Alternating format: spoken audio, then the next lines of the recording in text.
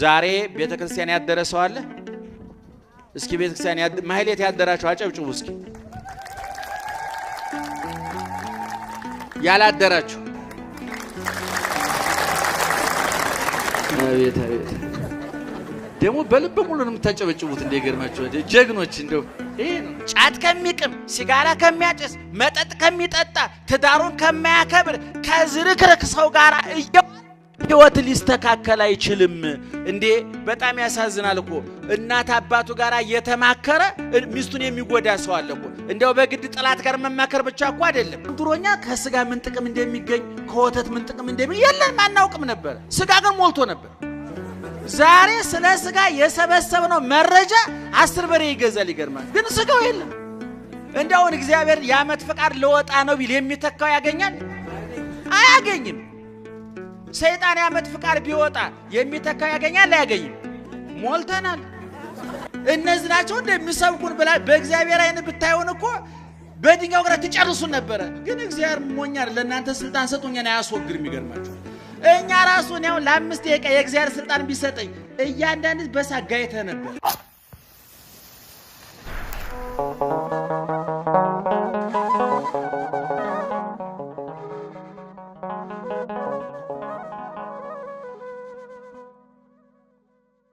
ምክር ጮክ በሏችሁ።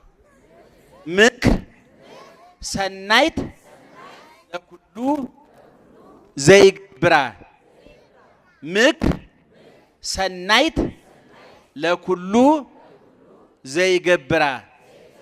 ምክር ለሚያደርጋት ሁሉ መልካም ናት፣ በጎ ናት። የትምህርታችን መሪ ርዕስ ነው። ካጠር እንዳንወጣ ትዝ ያለን እንዳንናገር ከእግዚአብሔር ቃል እንዳናፈነግጥ ከፊት እየመራ የሚያስተካክለን የእግዚአብሔር ቃል ነው። ቃሉ የሚገኘው በመዝሙረ ዳዊት 10 ወይም በቅንፍ 111 ላይ ነው የሚገኘው። የዚህ ቃል ባለቤት እግዚአብሔር ነው። ቃሉ ወደኛ እንዲደርስልን በመንገድነት ያገለገለው ባድራሽነት ያገለገለው ደግሞ ቅዱስ ዳዊት ነው። ዳዊት የዋህ ቀና ደግ ታዛዥ ምናልባት ለጽድቅም ሆነ ለኃጢአት ለርኩሰትም ሆነ ለቅድስና ለትልቅ ክብርም ሆነ ለመጨረሻው ውርደት የበቃ እግዚአብሔር እንደ ልብ ያለ ሰው አገኘው ብሎ ያመሰገነው በቅንነቱ በየዋህነቱ እግዚአብሔር ያመሰገነው ወረከብኩ ብእሴመ የመነ ዘከመ ልቤ እንደ ልቤ ያለ ሰው ምርጥ ሰው አገኘው ብሎ እግዚአብሔር የመሰከረለት ከታች 2-3 በጎችን በብትር ይጠብቅ የነበረ ሜዳ ለሜዳ ከበጎች ጋራ ሳር ሲያግጥ ውሃ ሲያጠጣ በጎቹን ከተኩላ ከቀበሮ ሲጠብቅ ይውል የነበረ በከፍተኛው ደረጃ ደግሞ በበጎቹ ፋንታ ህዝበ እስራኤልን በበትሩ ፋንታ በትረ መንግስት በሜዳው ፋንታ ቤተ መንግስት ገብቶ ትልቁን የስልጣን ደረጃም የመጨረሻውን የድህነት ጥግም ያየ ከላይ እስከታች ለክብርም ሆነ ለውርደት ለከፍታም ሆነ ለዝቅታ ባይድ ያልነበረ ወርቆ ስለመነሳት ረክሶ ስለመቀደስ ጠፍቶ ስለመገኘት ከብሮ ስለመዋረድ ሙሉ አፉን ሞልቶ መናገር የሚችል በምድር ላይ 70 ዓመት የኖረ ከ70 ዓመት 40 ዓመቱን በንግስና በንጉስነት ያሳለፈ በቤተ ክርስቲያናችን ደግሞ የዘመራቸው መዝሙራት የማይገቡበት እንደጨው በአገልግሎታችን ሁሉ ጠብ ያደረግን የምንጠቀምበት ትልቅ ንጉስ ነው ዳዊት ማለት ነው። ዳዊት በጥቅሉ 150 መዝሙር ዘምሯል። እንግዲህ ኋላ መጽሐፍ ቅዱስን አጠናን ያሉ ሰዎች ተመራመርን ያሉ ሰዎች አንዳንዶቹ መዝሙሮች በዳዊት ስም ይጠሩ እንጂ የሌሎቹም ሰዎች ድርሰት አለበት የሚል አስተያየት የሰጧሉ። ዙሮ ግን 150 ዳዊቱም ከዳዊት አንደበት ሊወጣ የሚችል ወጥ የሆነ በስነ ጽሁፍ መመዘኛው በኪነ እንደው የስነ ጽሁፍ ሰዎች እንኳን ቢለኩት የስነ ጽሁፍን መመዘኛ የሚያሟላ የእግዚአብሔር ቃል ነው። በቤተ ክርስቲያን አገልግሎት ውስጥ የዳዊት መዝሙር የማይገባበት ቦታ የለም። ምእመናን ሁሉም ቦታ በቅዳሴያችን ውስጥ አለ፣ በሰዓታታችን ውስጥ አለ፣ በማህሌታችን ውስጥ አለ። ክርስትና ስንነሳ፣ ስናገባ፣ ስንሞሸር፣ ስንሞት፣ ስንቀበር፣ አግብተን ስንሞሸርም ሙተን ስንቀበርም የምንታጀበው በዳዊት መዝሙር ነው። በ40 በ80 ቀናችን ክርስትና ስንነሳም የምንታጀበው በዳዊት መዝሙር ነው። 365 ቀን በሙሉ ቅዳሴ በሚቀደስባቸው አብያተ ክርስቲያናት ሁሉ ከወንጌል በፊት 3 መስመር የዳዊት መዝሙር ይዜማል። ደህና መሻችሁ? በደንብ እየሰማችሁ ነው? በደንብ ስሙኝ። ስለዚህ ቅዱስ ዳዊት በቤተ ክርስቲያናችን ትልቅ መዝሙረ ዳዊት ትልቅ መጽሐፍ ነው። ዳዊትም ትልቅ ሰው ነው። ማን አክብሮታል ብያችኋለሁ? እግዚአብሔር አክብሮታል። የሚገርመው ነገር በ150ው የዳዊት መዝሙር ያልተነገረ የሐዲስ ኪዳን ትንቢት የለም። እንደውም የሐዲስ ኪዳን እርሾ፣ የሐዲስ ኪዳን ጽንስ፣ የሐዲስ ኪዳን መነሻ መዝሙረ ዳዊት ነው ይላሉ አባቶቻችን። ኢየሱስ ክርስቶስ ስለ ቀዳማዊነቱ፣ ስለ ጽንሰቱ፣ ስለ ልደቱ፣ ስለ መሰደዱ፣ ስለ ማስተማሩ፣ ስለ መጾሙ፣ ስለ መጸለዩ፣ ስለ መሰቀሉ፣ እጅግሮቹን ስለ መቸንከሩ፣ በጥፊ ስለ መመታቱ፣ ሐሞት ኮምጣጤ ስለ መጠጣቱ፣ በጥፊ ስለ መመታቱ፣ የሾህ አክሊል ራሱ ላይ እንደሚደፋበት፣ እንደሚጠማ፣ እንደሚሞት፣ እንደሚገነዝ፣ እንደሚቀበር፣ እንደሚነሳ፣ እንደሚያርግ፣ ዳግመኛም እንደሚመጣ ይህን ሁሉ አጭቆ የያዘ መጽሐፍ ነው መዝሙረ ዳዊት ማለት ነው። እኛ አቀለን እንደው ዳዊት ደግሟል ገለ እየተባለ አቀለል ነው እንጂ ትልቅ መጽሐፍ ነው። የዚህ መዝሙር ባለቤት ቅዱስ ዳዊት ነው። አባቶቻችን የዳዊት መዝሙር በውስጡ 7 ዋና ዋና ነጥቦች አሉበት ብለው ነድፈው አውጥተዋቸዋል። 150ው መዝሙር ቢበተንና ቢተነተን በ7 ርዕሶች ይጠቃለላል ብለዋል። አንደኛ ፍቅርን ይሰብካል፣ ሁለተኛ ሃይማኖትን ይሰብካል፣ ሶስተኛ ትህትናን ይሰብካል፣ አራተኛ ተስፋን ይሰብካል፣ አምስተኛ የኃጢአት ይቅርታን ይሰብካል፣ ተአምኖ ኃጢአተኝነትን ማመንን ይሰብካል፣ ስድስተኛ የኃጢአትን ይቅርታ ይሰብካል፣ ሰባተኛ መረዳዳት ዘረውሃ በለነ መረዳዳትን ይሰብካል። ስንት ነገር አልኳችሁ? ደህና ዋላችሁ? ስንት አልኳችሁ? 7 ነገር አለበት። ዋና ዋናዎቹ እያልኳችሁ ልብ አድርጉ ምእመናን፣ ዋና ዋናዎቹ ነጥቦች። እኔ እንዲያው ምእመናን በጣም ከይቅርታ ጋራ ምናልባት ምን አይነት ጸሎት እንደምትጸልዩ ዝርዝሩ መረጃው የለንም፣ ግን እንዲያው በቀን አንዳንድ መዝሙር ምናልባት 10 20 30 ድገሙ አላችሁ እናንተ። እኛም ካህናቱ ትጥቅ ፈተና እውነቱን ለመናገር በደንብ እየጸለይን አይደለም። አለመጸለያችን በምን ይታወቃል? በየቤታችን ዙራችሁ አላያችሁንም? በውጤቱ ይታወቃል።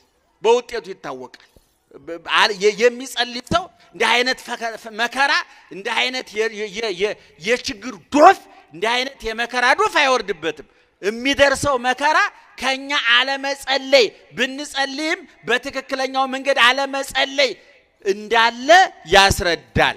እና ቅዱስ ዳዊት ቅድም እንዳልኳችሁ እንዲያው እኔ ገንዘቤ መቅኖ አጣ፣ ትዳሬ መቅኖ አጣ፣ ፍቅር አጣው፣ ሰላም አጣው፣ እሰራለሁ አይጠራቀምልኝም፣ ሲይዘው ያመለጠ፣ ስሰበስበው እየተበተነ፣ ገንዘቤ ተነነ በነነ እያላችሁ የምትጨነቁ ሰዎች፣ ትዳራችሁ ውስጥ ሰላም ያጣችሁ ሰዎች፣ መደማመጥ የተሳናችሁ ባልና ሚስቶች፣ አሰሪና ሰራተኞች፣ ብቻ በየመስኩ በርና ግቢ የሸፈኑ ብዙ አይታል፣ ብዙ ችግር አለ። ይሄን ለማስወገጃ ብቸኛው መንገዱ መዝሙረ ዳዊት ነው።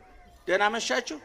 ብቸኛው እኔ እንደው ዝም ብላችሁ በየአጥማቂው በየካህኑ እንደው እንዲኮነ ያይነጥላ የምንትስ ያለ ከምትሰቃዩ ሰው ሳታስቸግሩ ራሳችሁ መፍትሄው እጃችሁ ላይ አለ። የዳዊት መዝሙር ነው መፍትሄው። መፍትሄ ስራይ የሚፈታ፣ በሽታን የሚበትን፣ ችግርን የሚበትን፣ እንባን የሚያብስ፣ ቁስልን የሚፈውስ፣ ስብራትን የሚጠግን፣ ጉድለትን የሚሞላ ምስጋና አለበት፣ አድናቆት አለበት፣ እምነት አለበት፣ የሌለበት ነገር የለም መዝሙረ ዳዊት። ልመና ከፈለጋችሁ ንጹህ ልመና አለበት። ምስጋና ከፈለጋችሁ ንጹህ ምስጋና አለበት። ታሪክ ከፈለጋችሁ ንጹህ ታሪክ አለበት። መደነቅ ከፈለጋችሁ አድናቆት አለበት። የዳዊት መዝሙር ምእመናን የሌለው ነገር የለም ነው እያልኳቸው ያለሁት።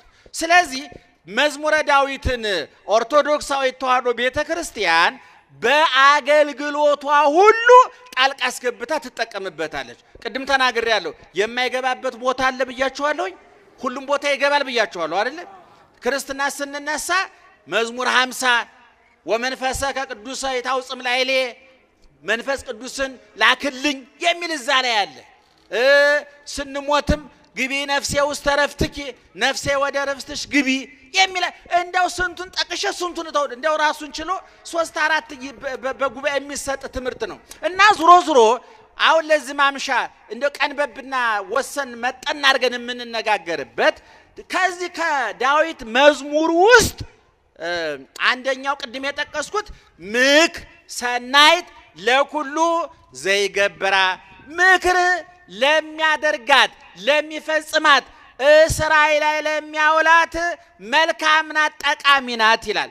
የሚገርማችሁ ፍትሐ ነገሥት በተባለው የቤተ ክርስቲያናችን የሥርዓት መጽሐፍ ላይ ጥንታውያኑ የተዋሕዶ ሊቃውንት ልጆቻችሁን ስታስተምሩ ምስጢር መዝሙረ ዳዊት መቅድመ መሐረወሙ ለውሉድክሙ መጽሐፈ ሲራክ ወዳዊት ወሰሎሞን ልጆቻችሁን አፋቸውን በመዝሙረ ዳዊት በመጽሐፍተ ሰሎሞን በመጽሐፈ ሲራክ አፋቸውን እንዲፈቱ አድርጓቸው ይላሉ። እስከ 7 ዓመት እስከ 10 ዓመት ያሉ ሕፃናት ለምን ተመረጠ ካላችሁኝ እግዚአብሔርን መፍራት ያስተምራል፣ እናት አባትን መፍራት ያስተምራል፣ ታላቅን ማክበር ያስተምራል፣ ሽማግሌን ማክበር ያስተምራል፣ መላላክ መታዘዝን ያስተምራል።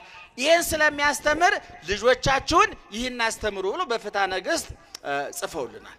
እና እንግዲህ ቅድም ወደ ጥቅሱ ስንመጣ ቅዱስ ዳዊት ምክር በጎ ነገር ናት ይላል። እንግዲህ ምእመናን እንደው በዚህ ትምህርት እንድንረዳ የፈለኩት ሁለት ነገር ነው። አንደኛ ከማን ጋር ነው የምንማከረው? አማካሪዎቻችን እነማን ናቸው? እውነት እኛን ለመምከር የሚመጥኑ ሰዎች እየመከሩን ነው ወይ? ለመምከር ደረጃ የደረሱ ሰዎችስ እየመከሩን ነው ወይ? ሁለተኛ ከነማንስ ጋር ነው እየተማከርን ያለ ነው የሚለውን ማየት ያስፈልጋል። እኔን ታሪክ እንደምታውቁት የመጀመሪያው ንጉሥ ሥርወ መንግስት የሚባለው ዳዊት ነው። ከዳዊት ቀጥሎ የነገሰው ሰሎሞን ነው። ከሰሎሞን ቀጥሎ ሮብዓም የሚባል ንጉሥ ነግሶ ነበረ። ስንተኛ ንጉሥ ማለት ነው? አረ እንዴት ዋላችሁ? ስንተኛ? አንደኛ፣ ሁለተኛ ሰሎሞን፣ ሶስተኛ ሮብዓም። ሮብዓም ለዳዊት ለሮብዓም ምኑ ነው ማለት ነው? አያቱ ማለት ነው። ሰሎሞን ለዳዊት ምኑ ነው? አባቱ ማለት ነው። እነዚህ በተከታታይ የነገሱ ናቸው። የእስራኤል ነገስታት ናቸው። መቼም በክርስትናችን ውስጥ ስለ እስራኤል ሳንናገር ማለፍ አንችልም። እስራኤል በእውነቱ ዓለም ያልከፈለው የእስራኤል ብድር አለበት። እስራኤል ባለው ለክርስትና ለብሉይ ኪዳን ለሐዲስ ባለውለታዎች ናቸው። እስራኤላውያን ባይኖሩ እስራኤል ባትኖር ብሉይ ኪዳንም ሐዲስ ኪዳንም ማርያምም ክርስቶስም የሚባል ነገር የለም ነበር። እውነቱን ለመናገር የሚገርማችሁ ከ66ቱ የሐዲስና የብሉይ ኪዳን በጥቅሉ መጽሐፍ ቅዱስ ወደ 64 የሚሆነውን የጻፉት እስራኤላውያን ናቸው። ነቢያት በጠቅላላ ሐዋርያት በጠቅላላ እመቤታችንን ጨምሮ ከፍም ሲል ክርስቶስ እስራኤላዊ ነው። ብዙዎቹ እስራኤል የሚባል ሀገር ባይኖር ህዝብ እስራኤል የሚባል ህዝብ ባይኖር ኑሮ ሐዲስ ኪዳን ብሉይ ኪዳን አጠቃላይ ክርስትና የሚባል ሃይማኖት አይኖርም ነበር። እነ ዳዊት እነ ሰሎሞን እስራኤላውያን ናቸው። እነ ሮብዓም እስራኤላውያን ናቸው። ምናልባት ዛሬ ሰዎች ታሪክና ፖለቲካ እየተምታታባቸው በእስራኤል የሚፈጸመውን በፍልስጤም የሚፈጸመውን አንዳንድ ጉዳይ እያሉ ሰዎች ሲራገሙ ሰማለሁ። እኔ እውነቱን ለመናገር ፖለቲከኞች ሊያጠፉ ይችላሉ፣ መሪዎች ሊሳሳቱ ይችላሉ። ያ ህዝብ ግን ለዓለም ስልጣኔ፣ ለዓለም ሃይማኖት፣ ለዓለም ክርስትና ሌላው ቀርቶ ለእስልምናውም ቢሆን ውሃ ልኩና መሰረቱ የተጣለው በእስራኤላውያን እውነቱን ለመናገር እና ዳዊት ቅድም እንዳልኳችሁ የመጀመሪያው የእስራኤል ንጉስ ነው። ቀጥሎ ሰሎሞን ነው። ቀጥሎ ሮብዓም ነው። እና ሰሎሞን ከሞተ በኋላ ባጭሩ ሮብዓም ስንተኛው ንጉስ እያልኳችሁ ነው? ሶስተኛው ንጉስ። እና እስራኤላውያን ልክ ሮብዓም ሰሎሞን ሲሞትና ሮብዓም ሲነግስ እስራኤላውያን ሽማግሌ መረጡና ከትልልቆቹ ነገር አዋቂዎች ታሪክ የጠገቡ አራቂ ያወጡ ማስረዳት የሚችሉ ትልልቅ መርጠው ወደ ሮብዓም መጡ። ለምንድን ነው የመጡት? ሮብዓምን ለማስገንዘብ ነው። መተው ምን አሉት? እባክህ አባት ሰሎሞን አገዛዙ ጸንቶብን ነበረ፣ ግብርም አብዝቶብን ነበረ። እባክህ አንተ ልጅ ነህ፣ ወጣት ነህ፣ አገዛዙን አቅልልን፣ ግብርም ቀንስልን። ያንን ካደረክልን ሰጥለጥ ብለን እንገዛልሃለን ብለው ነገሩት። ደህና መሻችሁ። እነማን ናቸው? ለማን ነው? ለንጉሱ ለወጣቱ ማለት ነው። ከዛ ሮብዓም ይሄንን ጉዳይ ከ3 ቀን በኋላ ተመለሱ፣ መልሱን እነግራችኋለሁ አላቸው። አሁን ሮብዓም እነዛን ሸኘና በቤተ መንግስቱ 2 አይነት ሰዎች አሉ። ግማሾቹ በአባቱ በሰሎሞን በአያቱ በዳዊት ዘመን የነበሩ እድሜ የጠገቡ መከራ የሚያውቁ ፈተና እንደሚታለፍ የሚያውቁ የሀገር አመራር ጥበብና ብልሃት ያላቸው ልምድ የቀሰሙ ሽማግሌ ሰዎች አሉ በቤተ መንግስቱ። እነሱን ጠራና እባካችሁ የእስራኤል ሽማግሌዎች እኮ ተሰብስበው መጥተው አባተ ሰሎሞን አገዛዝ አጽንቶብናል፣ ግብር አብዝቶብናል፣ አስተዳደሩ በደል አድርሶብናል። እባክህ ከአባተ ተሽለ ተገኝና አንተ አገዛዙንም አቀልልን፣ ግብሩንም ቀንስልን፣ አስተዳደሩንም አስተካክልልን አሉኝ ብሎ ነገራቸው። ለነማን ነገራቸው? ለሽማግሌዎቹ፣ ለትልልቆቹ፣ በእድሜም በልምድም በእውቀትም ለሚበልጡት ማለት ነው። ሽማግሌዎቹ ምን ብለው መከሩት? ሲገዙ ይገዙ ነው፣ እሺ በላቸው። አባቴ አገዛዝ አጽንቶባችሁ ከሆነ አቀልላችኋለሁ፣ ግብር አብዝቶባችሁ ከሆነ እቀንስላችኋለሁ፣ አስተዳደር ተበላሽቶባችሁ ከሆነ አስተካክላለሁ፣ ግዴላችሁም ታገሱኝ ብለህ በፍቅር ሸኛቸው ብለው መከሩት። እነዚህን ሽማግሌዎቹን ተማከራ አስወጣና ከሱ ጋራ አፈር ሲፈጩ፣ ውሃ ሲራጩ፣ ዝርዝር ሲቀጩ ያደጉትን ጎረምሶቹን ወጣቶቹን በሱ ያስተሳሰብ ልክ ያሉትን ጎረምሶቹን ጠራና ይህን ጉዳይ አማከራቸው። ህዝቡ እኮ ሽማግሌ ልኮ አገዛዝ አቀልልን አለኝ፣ ግብር ቀንስልን አለኝ፣ አስተዳደርም አስተካክልልን አለኝ ብሎ አማከራቸው። ለነማን? ደህና ዋላችሁ። ለነማን? ቅድም ለነማን ነበር ያማከረው? ለሽማግሌዎቹ። አሁን ወጣቶቹ ምን ይሉታል? እንዴ አንተ ወጣት መሪ ነህ፣ ስልጣን በእጅ ነው፣ ኃይል በእጅ ነው፣ ወታደር በእጅ ነው፣ ሁሉን ነገር ማድረግ ትችላለህ። ሰጥ ለጥ ብላችሁ ተገዙ። ይቺ ጣቴ አለ ይታያችኋል። ምንድናት ይቺ? ትታያችኋለች? ምንድናት ይቺ ጣቴ አለ እያሳየ ለነሱ። ይቺ ጣቴ ከአባቴ ወገብ ተወፍራለች። አባቴ በጅራፍ ገርፏችሁ ከሆነ እኔ በጊንጥ በብረት ጅራፍ ገርፋችኋለሁ። ውጡ ብሎ ውጡ በልና አባራችኋለሁ። ስንት ሰው አማከረ? አቤት። እስኪ አባቴ የትኛው ምክር ነው ጥሩ? እርሶ አቤት የቱን ቢሰማ ያዋጣው ነበር? ጮክ ብላችሁ ንገሩኝ። አረ ጮክ በሉ። የነማንን? የሽማግሌዎቹ። በኋላ እሱ ገና ጎረምሳ ነው፣ ሩጦ አልጠገበም። የጓደኞቹን ሰማ። በኋላ እነዛ የእስራኤል ሰዎች በሶስተኛው ቀን መጡ። በ3 ቀን ቀጥረህን ነበር የለመንህ ልመና እንዴት አደረክልን ብለው ጠየቁ። ይሄ ጎረምሳው ወጣቱ ከጎረምሶቹ ጋር ተማክሮ ከወጣቶቹ ጋር ተማክሮ ወጣቶቹ ያሉትን ገና ሩጠው ያልጠገቡ ዘለው ያልጠገቡ አይምሯቸው ያልበሰለ በመከራ ያልተፈተኑ በልምድ ያልተፈተኑ ምንም አይነት ልምድ የሌላቸው ጎረምሶች የመከሩትን ምክር ለተከበሩት የእስራኤል ሽማግሌዎች መለሰላቸው። እናንተ ፌዘኞች ናችሁ፣ ቀልደኞች ናችሁ። አባቴ ደግሞ መች ገዛችሁና ምን አይታችሁ ከሱ በበለጠ ሁኔታ ረግጬ ገዛችኋለሁ። ይቺ ጣቴ ከአባቴ ወገብ ተወፍራለች። ወጣት ነው ልጅ ነው ብላችሁ ከሆነ እንዳትሞኙ። አባቴ በጅራፍ ገርፏችሁ ከሆነ እኔ በጊንጥ በብረት አለንጋ እገርፋችኋለሁ። ሰጥለጥ አድርጌ አንቀጥቅጬ ገዛችኋለሁ። ውጡ አላችሁ። ሰማችሁ? እነዛ ሰዎች ሽማግሎቹ አንገታቸው ወጡ። ወጥተው ግን ወዳው አልብነ ክፍል ምስለ ወልደ እሴይ እቱ ቤተከ እስራኤል እስራኤላዊ ሁሉ ከዛሬ ጀምሮ ከዳዊት ዘር ከሰሎሞን ዘር ከሮብዓም ጋራ ምንም አይነት ግንኙነት የለንም። እያንዳንዱ እስራኤል ወደ ቤት ግባ ብለው ህዝቡን ከሮብዓም ገንጥለው ወሰዱት።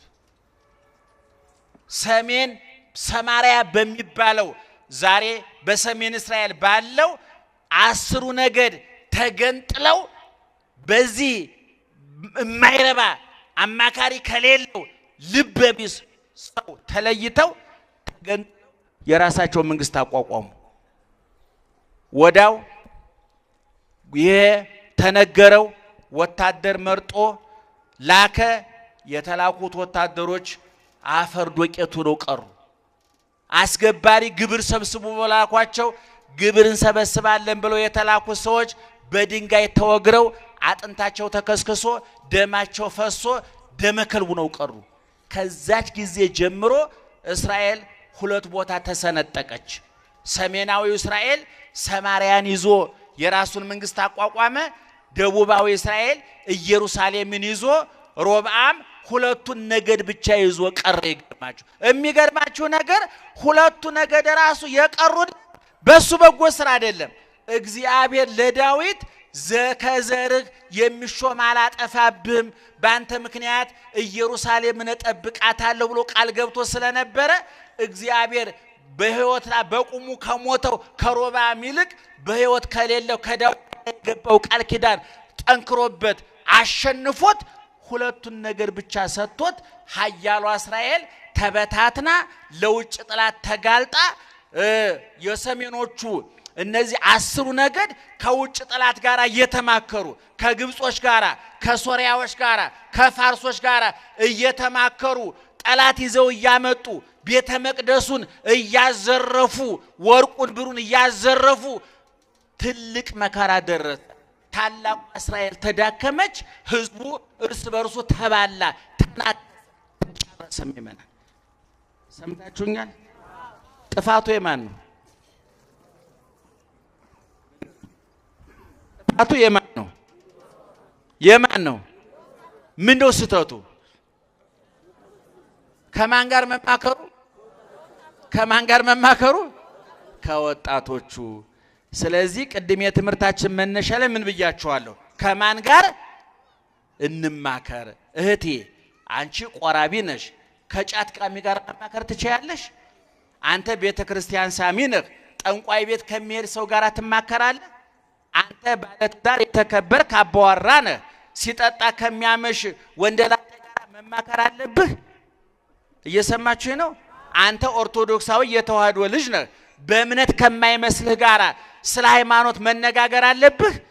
የለብንም።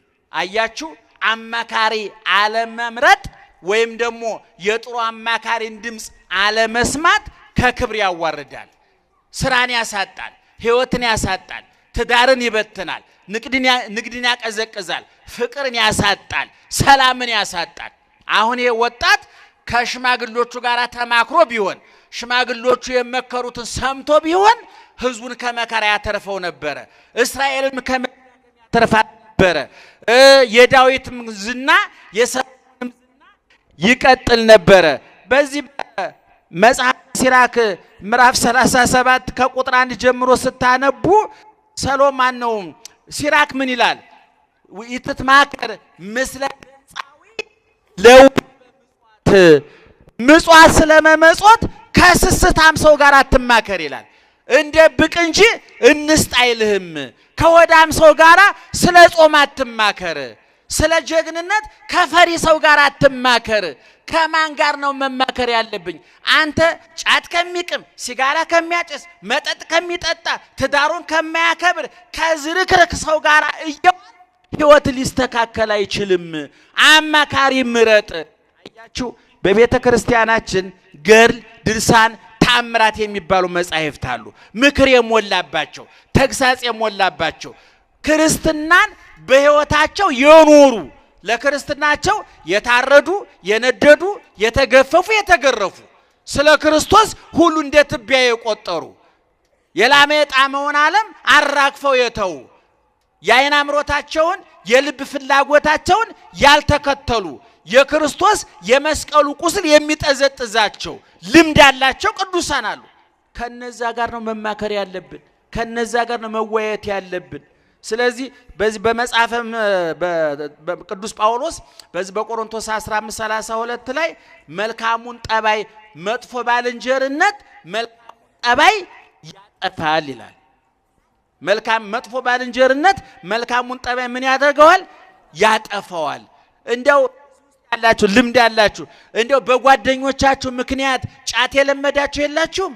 በጓደኞቻችሁ ምክንያት ሲጋራ የለመዳችሁ የላችሁም? በጓደኞቻችሁ ምክንያት ውጭ እያመሻችሁ እያደራችሁ እናት አባታችሁን ያሳዘናችሁ የላችሁም? በጎረቤቶችሽ ምክንያት ባልሽን ከጎረቤቶች ምክንያት ሚስትን ያሳዘንክ ሰው የለም? ስለዚህ ከማይመስላችሁ ሰው ጋራ አትማከሩ። ከማይመስለን ሰው ጋራ በዋልን ቁጥር የሚገጥመን ይሄ ነው። መጻሕፍት የሚመክሩን መጻሕፍት የሚያስተምሩን ይሄ ነው። ለዚህ ነው ቅዱስ ዳዊት ምክር ሰናይት ለኩሉ ዘይገብራ፣ ምክር ለሚፈጽማት ሁሉ ምክር ትጠቅማለች፣ ታገለግላለች። ምክር ማለት በሌላ ቋንቋ እኮ ትምህርት ማለት እኮ ነው። አሁን እኛ እየመከርናችሁ እያስተማርናችሁ እኮ ነው። ህይወታችሁ እንዲስተካከል፣ ኑሯችሁ እንዲቃና፣ ትዳራችሁ በሰላም እንዲሞላ፣ የእንቅስቃሴያችሁ ሁሉ ከህሊና ወቀሳ ከአይምሮ ከሰሳ ነፃ የሆነ እግዚአብሔር የሚከብርበት የሚደሰትበት ህሊና የሚያርፍበት ጎረቤት ጓደኛ መንፈሳዊ ቅናት የሚቀናበት የተስተካከለ ህይወት እንዲኖራችሁ ነው ምክር እየመከርናችሁ ያለ ነውና እንግዲህ እናቶች አባቶቻችን ማን ጋር ነው እየተማከራችሁ ያላችሁት? ጓደኞቻችሁ እነማን ናቸው? ይሄንን ቆም ብላችሁ ማሰብ አለባችሁ። በትዳር ውስጥ ያላችሁ ሰዎች እስኪ እንዴ በጣም ያሳዝናል እኮ እናት አባቱ ጋር እየተማከረ ሚስቱን የሚጎዳ ሰው አለ እኮ። እንደው በግድ ጠላት ጋር መማከር ብቻ እኮ አይደለም። አንድ ምክር ከማን ጋር ስንማከረው ውጤታማ የሆነው? ስለ ትዳርህ ከእናት ጋር ለምን ትማከራለህ? ከአባት ጋር ከወንድም ከእህት ጋር ከጓደኛ ጋር ለምን ትማከራለህ? አንተ ውስጥህን የምታውቀው ብትታመም ሐኪም ቤት፣ ብትታሰር ፖሊስ ጣቢያ፣ ብትሰድ ስንቅህን የምትከተልም ከማን ጋር? መጽሐፉ ሰው እናትና አባቱን ይተዋል ማንን ይከተላል ነው የሚለው? ሚስቱን ይከተላል ነው የሚለው። እናትና አባት ድርሻ አላቸው። እናትና አባትህን አክብር ተብሏል። ልክ ነው። እናትህን እርዳ ጡር ተብሏል። የአባት እርግማን መሰረትን ያፈርሳል ይላል። ዘመንህ እንዲረዝም እናት አባትን አክብር ተብሏል። መከበር አለባቸው። ነገር ግን ማማከር በሌለባቸው ቦታ እናማከራለን ሲሉ ግን ረፉ ማለት አለባቸው። እማዬ አንቺና ባለቤቴን ከኔ በላይ አታውቃትም፣ አባዬ ከኔ በላይ አታውቃትም። ምክንያቱም እኛ የትዳር ብዙ የምናስተምረው ስላለ አንዱ ችግር ይሄ ስለሆነ አማካሪ ባለመምቀጥራቸው ከማን ጋር እንማከር ማን ይምከረን የሚለውን አጥንተን ስለማናውቀው ገላይ ይወርቃል። ገንዘብ ሳናጣ፣ ጤና ሳናጣ፣ ልጅ ሳናጣ፣ ቤት ሞልቶ ተትረፍርፎ በአማካሪ ምክንያት የተበተነ ትዳር፣ የተበላሸ ጓደኝነት፣ የተጣመመ ጉርብትና አይተን እናውቃለን። ስለዚህ ከወጣቱ ከሮብዓም መማር ያለባችሁ ልምድ ካላቸው ተማከሩ።